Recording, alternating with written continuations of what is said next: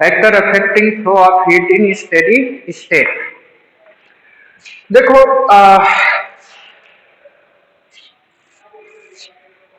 Heat को suppose करो हमको एक रॉड है, इस रॉड के वन एंड से इस एंड से हीट को ट्रांसफर करना है इस एंड तक। तो कौन कौन से फैक्टर्स होंगे जिसमें ट्रांसफर ऑफ हीट डिपेंड करेगा, ठीक है, हीट के फ्लो को इफेक्ट करेगा, वो कौन कौन से फैक्टर्स होंगे। तो सपोज करो we have a metallic rod of cross section A and its length is about L. L length का एक रॉड है जिसका क्रॉस सेक्शन हमने दे रखा है ए, ठीक। अच्छा, इसको ओवरऑल जो लेंथ है इसको डी से शो करो क्योंकि डिस्टेंस इसमें पता करना रहेगा। सो नोट करो the amount of heat that flows from the hot face to the cold face is the amount of heat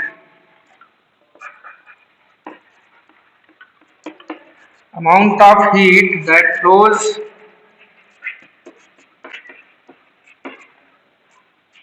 from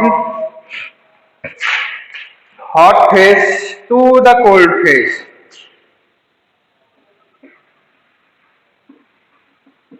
या hot end to the cold end भी लिख सकते हो।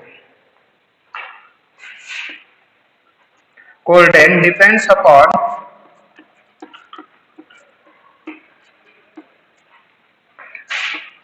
following factor।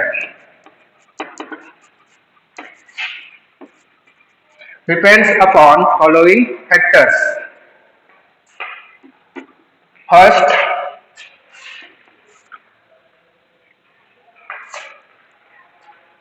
area of cross section,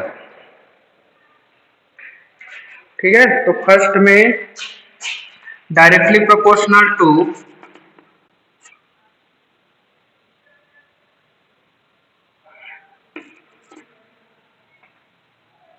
it is लिख लेना, it is directly proportional to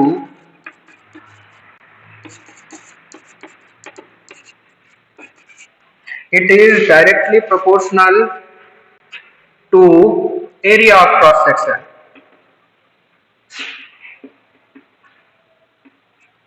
area of cross section, okay, that is यही जो Q है डायरेक्टली प्रोपोर्शनल हो जाएगा A के। Q is proportional to A।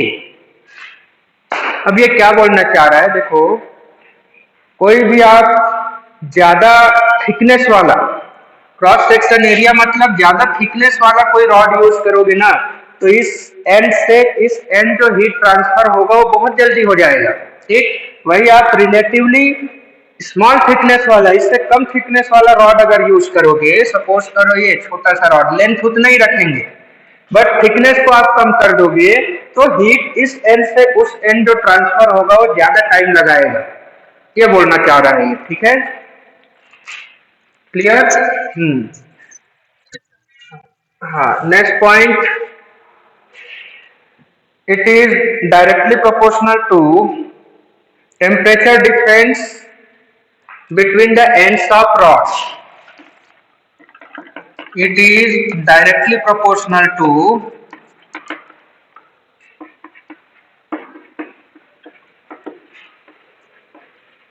the temperature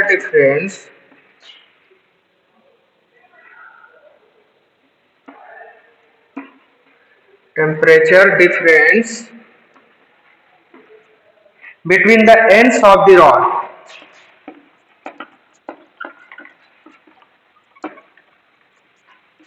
ends of the rod, ठीक है।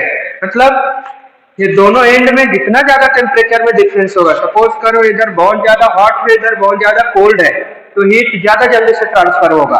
बट इन केस इधर बहुत ज्यादा हॉट है इधर रिलेटिवली थोड़ा कम हॉट है, तो हीट ट्रांसफर होने में टाइम लगेगा। बहुत अच्छा एग्जाम्पल ऐसे समझ सकते हो, सपोज करो इस साइड को आप 100 डिग्री से हीट कर दिए और इधर 10 डिग्री सेल्सियस ओनली है, या रूम टेम्परेचर में 25 डिग्री सेल्सियस, तब जो हीट है जो ट्रांसफर होने में जो टाइम लगाएगा कम लगेगा एज कंपेयर टू, यही इधर 100 ही रहे बट इधर हम लोग कर देते हैं कितना 80। तो इसमें जो हीट ट्रांसफर में जो टाइम लगेगा बड़ा जल्दी हो जाएगा, बट उसके नीचे वाला देखें उस केस में करेंगे तो हीट ट्रांसफर होने में बहुत टाइम लगेगा, क्योंकि अभी इन दोनों के बीच में डिफरेंस बहुत कम है ना, इस वजह से। ठीक, तो नीचे दैट इज करके नोट डाउन करो, here that is Q is proportional to θ1 minus θ2। ये थीटा शो कर रहा है टेम्परेचर को, θ1 minus θ2। Okay, next one directly proportional to time for heating. भाई जितने टाइम तक गर्म करोगे उतना ही ज्यादा हीट ट्रांसफर होगा। ज्यादा टाइम तक कौन रखोगे इसको गर्म करने के लिए, ज्यादा हीट ट्रांसफर होगा। कम टाइम के लिए करोगे कम होगा। तो third point, it is directly proportional to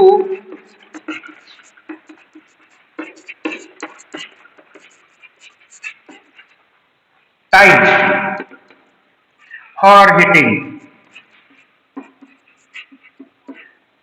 Directly proportional to time for heating, that is Q is proportional to T। Last one,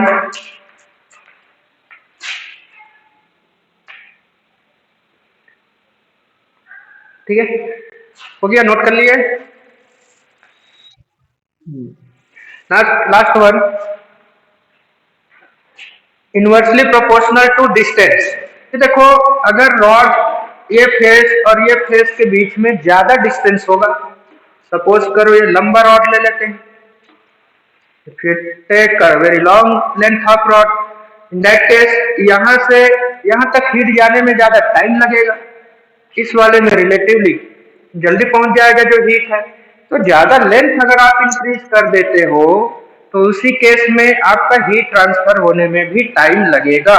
क्या लिखेंगे next, fourth one, inversely proportional to inversely proportional to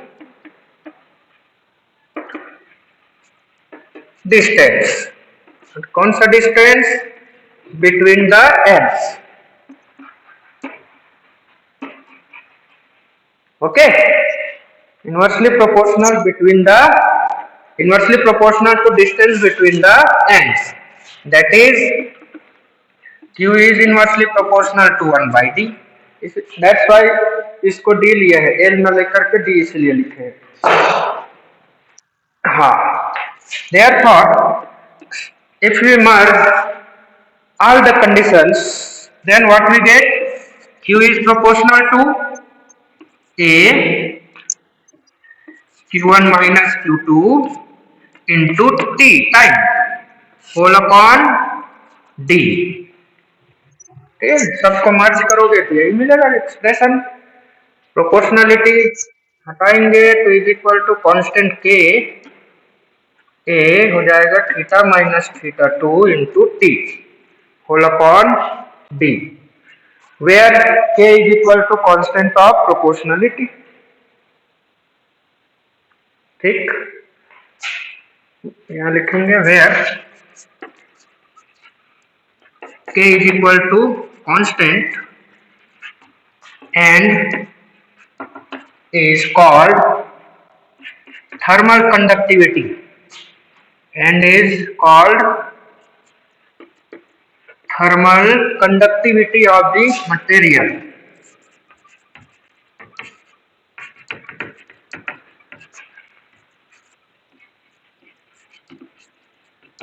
okay, thermal conductivity of material। so these are the factors in which the flow of heat or transmission of heat through any conductor depends। First one, it depends upon area of cross section, that is directly proportional to the area of cross section। Second one, difference between temperature of two ends.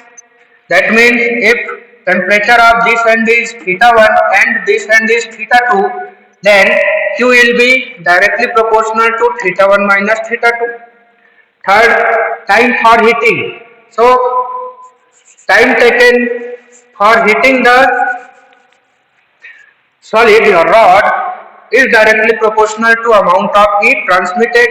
So Q is proportional to T, whereas inversely proportional to the distance.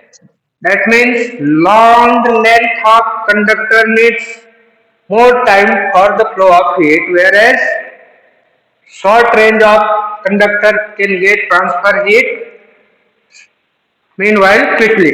ठीक है, थोड़ा सा जल्दी flow करा देगा। तो यही था। आगे देखें, इसी में ये वाला एक्सप्रेशन से अगर आप ये टी इधर ले आते हो, this implies Q by T is equal to Ka theta 1 minus theta 2 whole upon D. Then this expression is called heat current. ठीक है, समझ आया? ये इक्वल टू हो जाएगा रेट, ये तो टाइम से डिवाइड कर रहे हैं, rate of flow of heat, rate of flow of heat and Q by T is equal हो जाता है हीट करंट। जैसे इलेक्ट्रिक करंट होता है ना, वैसे ही Q by T को हम बोलेंगे हीट करंट। क्लियर?